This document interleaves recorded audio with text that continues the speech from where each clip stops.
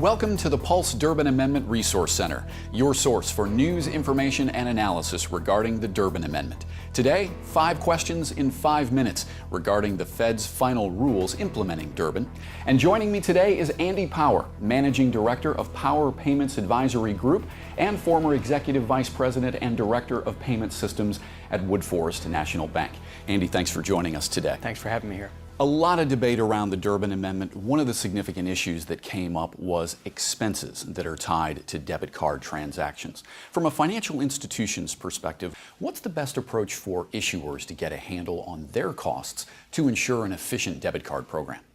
Issuers need to have a comprehensive understanding of the fees and expenses that apply to their payments program. Examples of these types of fees include switch fees, gateway fees, transaction processing fees, network assessments, and non-compliance fees. Issuers also need to understand which of those fees are fixed versus which are variable and which will scale with volume and growth. Another important aspect of the fees and expenses is the timing of the fees and expenses. Depending upon an issuer's processor and network configuration, some of the fees and expenses will bill daily, some will bill weekly, monthly, quarterly, and even annually. Clearly, it's a new debit landscape today. Does this create a unique opportunity for small issuers with assets under $10 billion to grow their market share?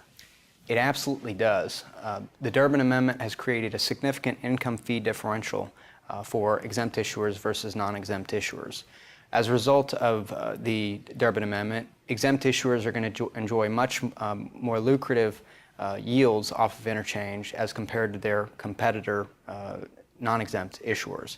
As a result, they theoretically will be able to offer richer and more competitive products and services at a more reasonable price or without having to increase price or reduce benefits to the consumer. So Andy, how do small financial institutions make the most of this opportunity? Small issuers are going to preserve the economics of pre-Durbin, and as a result, they will have more profitability with which to offer richer and more competitive products and services than non-exempt issuers. So for instance, they may be able to offer rewards or some other incentives to cardholders to utilize that product, or that may be able to advertise or promote the product in different ways. Whereas the non-exempt issuers are going to be forced to impose service charges or reduce benefits to the consumer in order to maintain profitability of their program. So clearly for issuers exempt from interchange restrictions, it makes economic sense to continue to grow debit card transactions. And as we've seen in the annual debit issuer study commissioned by Pulse, cardholders at best-in-class issuers generate almost double the number of monthly debit card transactions compared to issuers at the average FI. So what's the key, Andy, to getting that kind of performance out of your debit card program? There are a variety of factors that will impact debit card utilization, some of which include customer segment and demographics. Institutions that pursue customer segments that, for instance, may not have access to other forms of payment or credit cards tend to have higher debit card utilization rates. Additionally, institutions that pursue certain demographics tend to have higher utilization rates on debit. For instance, the younger generations tend to utilize debit more frequently than the older generations. They've grown up with it, they're used to it, and they continue to utilize the product.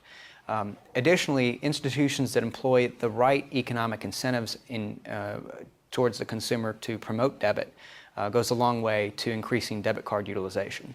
And lastly, Andy, let's finish up by talking about network participation. You have some issuers today that are still participating in multiple debit networks. So by virtue of that, they're already in compliance with the rule requiring 2 unaffiliated networks per card. But Andy, is that really the right approach, or should those issuers look at consolidating down to 2 in order to maximize interchange revenue?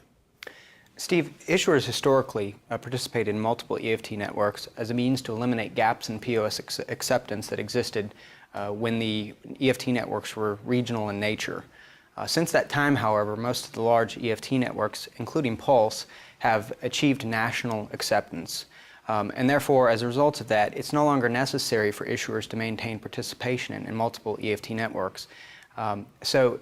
In fact, in today's environment, it can actually be financially disadvantageous to an issuer, as well as complicate the operational process around their settlement and other things by maintaining multiple EFT networks. I think the right solution for most issuers now, especially in order to maintain compliance with Durbin, is to maintain one signature debit network and one unaffiliated PIN network.